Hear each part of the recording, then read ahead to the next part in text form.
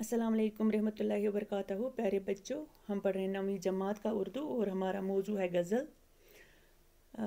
हम फैज़ अहमद फैज़ की गज़ल पढ़ रहे थे, वो हमने कंप्लीट की। और आज तन्हा अंसारी की गज़ल पढ़ने से पहले हम तन्हा अंसारी के हालात ज़िंदगी और उनके अदबी कारनामों के बारे में पढ़ेंगे।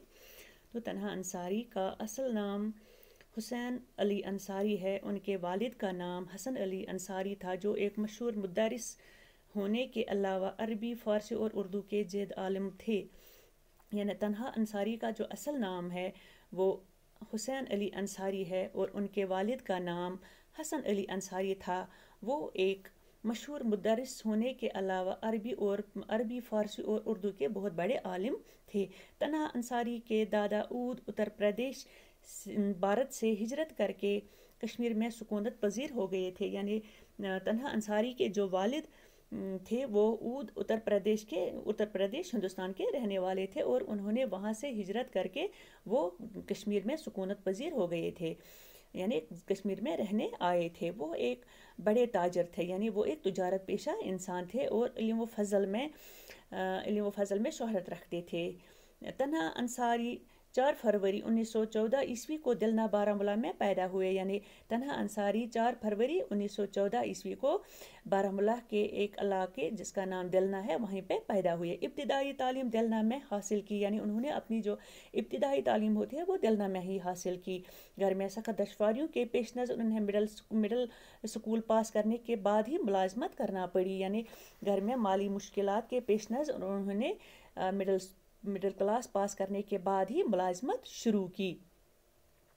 पहले महकमा इमदादी बहामी में एक मुहर्रिर की हैसियत से काम किया। यानी पहले जो उन्होंने मुलाजमत की वो उन्होंने महकमा माल में एक मुहर्रिर यानी एक क्लर्क तहरीर करने वाले की हैसियत से काम किया। उसके 6 माह बाद अपने वालिद की तकलीद में महकमा तालीम में चले आए और उसके यानी वहाँ पर उन्होंने सिर्फ 6 माह मुलाजमत की। उसके बाद अपने वालिद के नक्श कदम पर महकमा तालीम में चले आए और ज़िंदगी के आखिरी अयाम तक 38 साल मुदर्रिस की हैसियत से अपनी खिदमत अंजाम देते रहे और ज़िंदगी के आखिरी सांस तक वो या लगभग 38 साल उस्ताद की हैसियत से अपनी खिदमत अंजाम देते रहे। मुलाजमत के दौरान ही उन्होंने पंजाब यूनिवर्सिटी लाहौर से मैट्रिक, FA, मुंशी फाजिल और अदीब फाजिल के इम्तहानात पास किए। यानी मुलाजमत के दौरान ही उस्ताद होने के साथ साथ उन्होंने पंजाब यूनिवर्सिटी लाहौर से मैट्रिक, FA, मुंशी फाजिल और अदीब फाजिल के इम्तहानात पास किए और 1953 ईस्वी और 54 ईस्वी में जम्मू कश्मीर यूनिवर्सिटी से BA और B.Ed की डिग्रियां हासिल की। और इसी तरह बिलतरतीब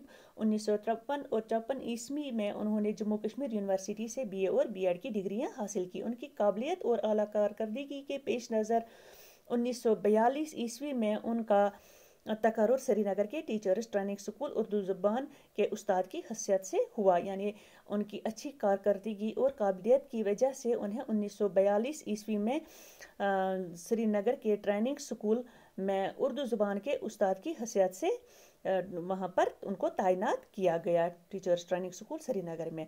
उसके बाद नाज़्म तालीमात के लिटरेरी असिस्टेंट मुकर्रर हुए। यानी इसके बाद फिर उनका तबादला कहाँ यानी कि नाज़्म तालीम के लिटरेरी असिस्टेंट के तौर पर हुआ और फिर खलीफा अब्दुल हकीम के साथ मुंसलिक रहे। यानी फिर खलीफा अब्दुल हकीम के साथ काम करते रहे। उसके बाद कुछ और स्कूलों के सरबराह की हैसियत से तालीमी खिदमत अंजाम देते रहे। यानी उसके बाद फिर कुछ और स्कूलों में भी उन्होंने हेड के तौर पर काम किया। 1960 ईस्वी में हुकूमत हिंद ने इन्हें साल के बेहतरीन उस्ताद की बिना पर कौमी अवार्ड से नवाजा। यानी 1960 ईस्वी में हुकूमत हिंदुस्तान ने उन्होंने बेहतरीन उस्ताद का कौमी अवार्ड पेश किया। तन्हा अंसारी अपने रिटायरमेंट से 19 दिन कबल 30 फरवरी 1969 ईस्वी को इस जहान फानी से कोच कर गए। यानी अभी उनके रिटायरमेंट को 19 दिन बाकी थे और वो 23 फरवरी 1969 ईस्वी को इस दुनिया से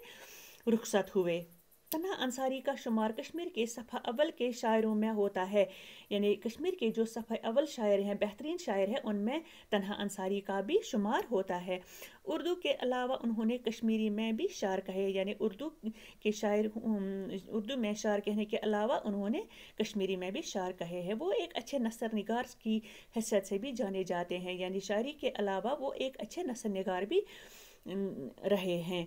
ان کے خطوط کا مجموعہ خاطر احباب کے نام سے شائع ہوا ہے، یعنی ان کے خطوط کی ایک کتاب جس کا نام خاطر احباب کے نام سے وہ شائع ہوئی، جو ان کی رنگا رنگ شخصیت کے ساتھ ساتھ اردو نثر پر ان کی غیر معمولی قدرت کا آئینہ دار ہے۔ یعنی اس خطوط کی کتاب سے ان کی جو گوناگوں شخصیت کے ساتھ ساتھ ان کے اردو نثر پر ان کی اہم دسترس کا آئینہ دار ہے۔ تعلیم زبان اور صحیح اردو بولیے ان کی دو اور کتابیں ہیں، یعنی تعلیم زبان اور اردو بولیے ان کی اور دو شائع ہوئی ہے جو اردو کی درس و تدریس کے متعلق ہے، اور یہ دو کتابیں اردو کے درس و تدریس کے متعلق ہیں۔ اس کے علاوہ انہوں نے تحقیقی، تنقیدی، علمی اور فقاہیہ مضامین بھی لکھے ہیں، یعنی ان کتابوں کے علاوہ انہوں نے تحقیقی، تنقیدی، علمی اور فقاہیہ مضامین بھی لکھے ہیں، لیکن ان کا خاص میدان شاعری ہے، یعنی ان کا جو خاص میدان رہا ہے وہ شاعری ہے۔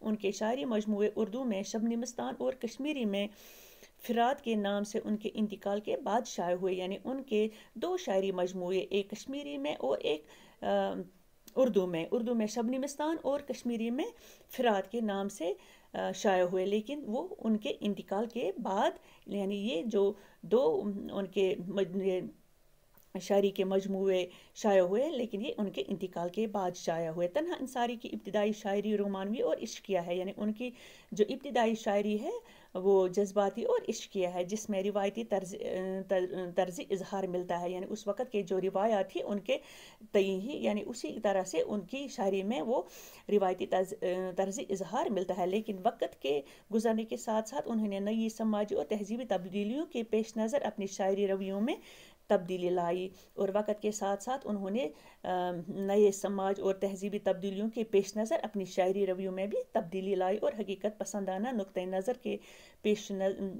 گرد و پیش کی دنیا کا مشاہدہ کرنے لگے اور اپنے تاثرات کو شاعری کا جامہ پہنانے لگے۔